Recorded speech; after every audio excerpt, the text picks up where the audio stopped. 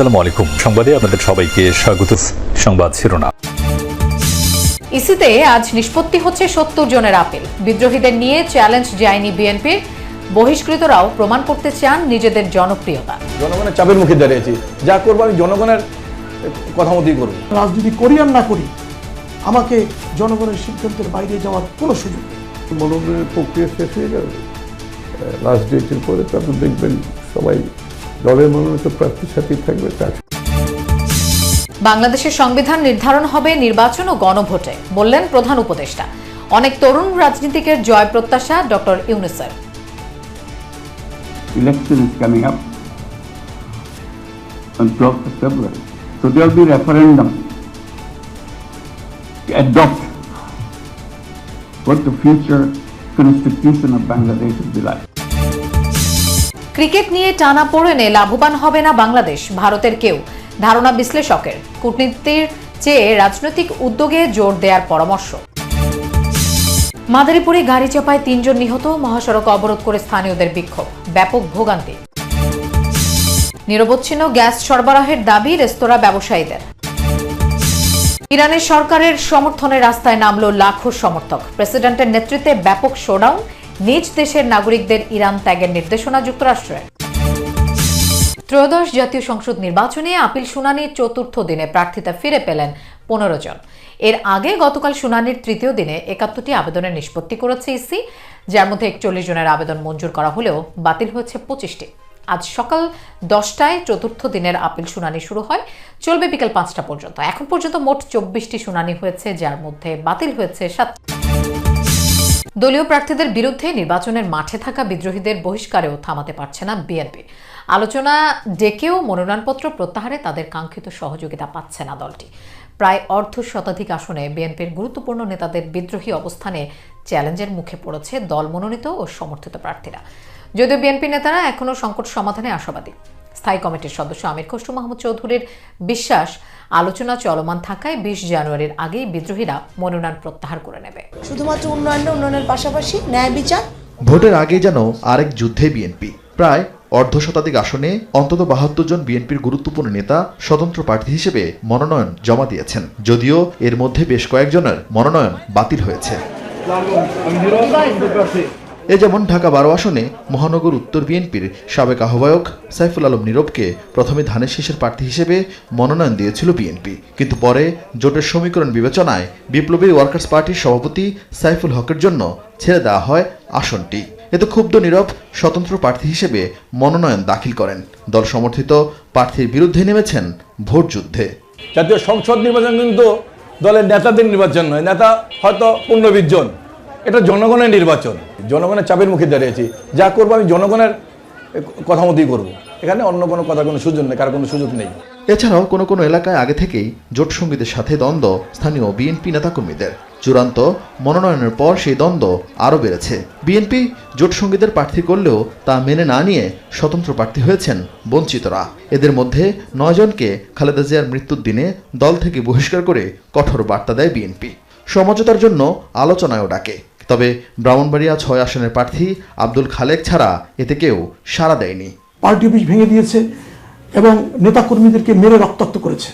এই পরিস্থিতিতে আমি বললেই বা ওখানকার থানা বিএনপি বললেই সাধারণ ভোটাররা গণঅধিকারকে ভোট দিবে, এই চিন্তা অবান্তর। ওখানকার বিএনপি নেতাকর্মীদের এবং পটুয়াখালী ৩-এর কমপক্ষে ৫ লক্ষাধিক জনগণ আছে, তাদের সঙ্গে মুনাফিকি করে আমার ভবিষ্যৎ বাংলাদেশে রাজনীতি করা সম্ভব না। সুতরাং রাজনীতি করি আর না করি, আমাকে জনগণের সিদ্ধান্তের বাইরে যাওয়ার কোনো সুযোগ নেই, আলোচনার কোনো সুযোগ নেই। শুধু জোট প্রার্থী নয়, ধানের শীষের প্রার্থীদের বিরুদ্ধেও নির্বাচন করছেন বিএনপির বিদ্রোহী নেতারা। আমি মনে করি আমি বিএনপির পক্ষেই ভোট করছি, কারণ এখানে আমি ভোট না করলে যাকে ধানের শীষ দিয়েছে সে হেরে যাবে, তাহলে আমার দল হেরে যাবে। আমার বিশ্বাস যে তারা হচ্ছে যে চিন্তা করে আমাদের ব্যাপারে সিদ্ধান্ত নেবে। তারপরও দল যেহেতু যদি সিদ্ধান্ত না হয়, সেই ক্ষেত্রে আমাদের তো কিছু করার নেই। এমন প্রেক্ষাপটে দলীয় বিদ্রোহীদের লড়াইয়ে ভোট ভাগ হওয়ার শঙ্কা রয়েছে। এই বাস্তবতায় ঢাকায় ডেকে এনে বিদ্রোহীদের সাথে কথা বলছেন বিএনপি চেয়ারম্যান তারেক রহমান।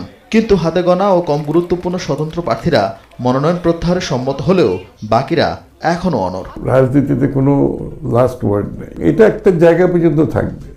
আর যখন মনোনয়নের প্রক্রিয়া শেষ হয়ে যাবে, লাস্ট ডেটের পরে তারপর দেখবেন সবাই দলের মনোনীত প্রার্থীর সাথেই থাকবে, কাজ করবে। স্বাভাবিকভাবে দলের যে গঠনতন্ত্র হিসেবে যে ব্যবস্থা নেওয়া সেটা তো নিতেই হবে, কারণ দলের শৃঙ্খলার বাইরে গিয়ে তো কোনো রাজনীতি হবে না। বিএনপি বলছে দলীয় প্রার্থীর বিরুদ্ধে বিদ্রোহীরা মনোনয়ন প্রত্যাহার করলে ভবিষ্যতে তাদের নানাভাবে মূল্যায়ন করা হবে।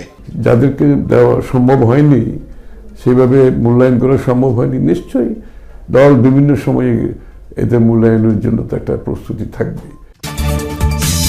ফেব্রুয়ারিতে নির্বাচন ও গণভোটের মাধ্যমে নির্ধারণ হবে দেশের ভবিষ্যৎ, এমনটা জানিয়েছেন প্রধান উপদেষ্টা ডক্টর মোহাম্মদ ইউনূস। সকালে দক্ষিণ এশীয় উচ্চশিক্ষা আঞ্চলিক সম্মেলনের উদ্বোধনী অনুষ্ঠানে কথা বলেন তিনি।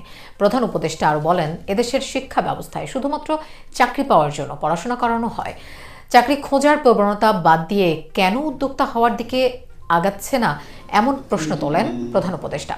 তিনি বলেন, তরুণদের রাজনৈতিক দল রয়েছে, তাদের অনেকে নির্বাচনে জিতে আসবেন এমন প্রত্যাশা ব্যক্ত করেন তিনি। এ সময় তরুণদের স্বপ্নবাজ হওয়ার আহ্বানও জানান তিনি। 3 দিনব্যাপী 15 জানুয়ারি পর্যন্ত রাজধানীর লা মেরিডিয়ান হোটেলে চলবে এই সম্মেলন। বাংলাদেশের উচ্চশিক্ষাকে নতুন উচ্চতায় উন্নীত করা এবং সার্কভুক্ত দেশগুলোর উচ্চশিক্ষা কমিশন নেটওয়ার্ককে আরও শক্তিশালী করার লক্ষ্যে এই সম্মেলন আয়োজন করা হয়েছে।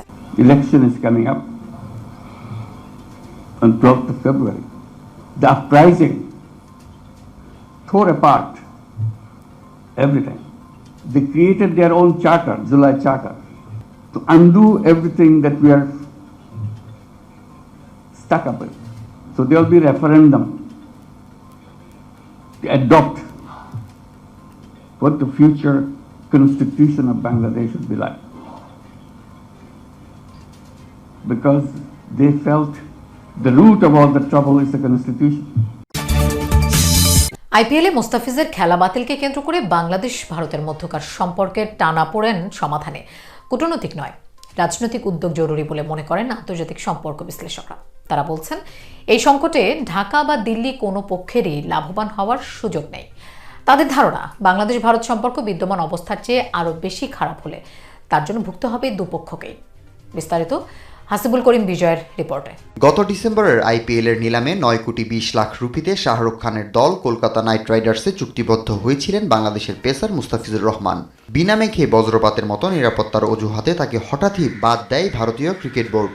তাৎক্ষণিক প্রতিবাদে আসছে টি-20 বিশ্বকাপ ভারতে না খেলার কথা জানিয়ে আইসিসিকে চিঠি দেয় বিসিবি। এ বিষয়ে আনুষ্ঠানিক সিদ্ধান্ত না আসলেও 22 গজের উত্তাপ এখন রাজনৈতিক মাঠে। 5 আগস্টের পর টানাপোড়েনে ঢাকা দিল্লির সম্পর্কে নাই নতুন মোড়, যার দায় আসলে কার? মুস্তাফিজকে কেন্দ্র করে যে সংকটটা তৈরি হয়েছে সেটা মোটেও কাম্য নয়, এবং এই ক্ষেত্রে আসলে ভারতীয় ক্রিকেট বোর্ড এবং ভারতীয় রাজনীতিতে যেই ধরনের একটা দায়িত্বশীলতা থাকা দরকার ছিল সেটার অভাব আছে। এটা আমাদের অপ্রয়োজনীয় মনে হয় যে এটা করার দরকার ছিল না, এটা অহেতুক একটা উস্কানিমূলক কাজ হয়েছে।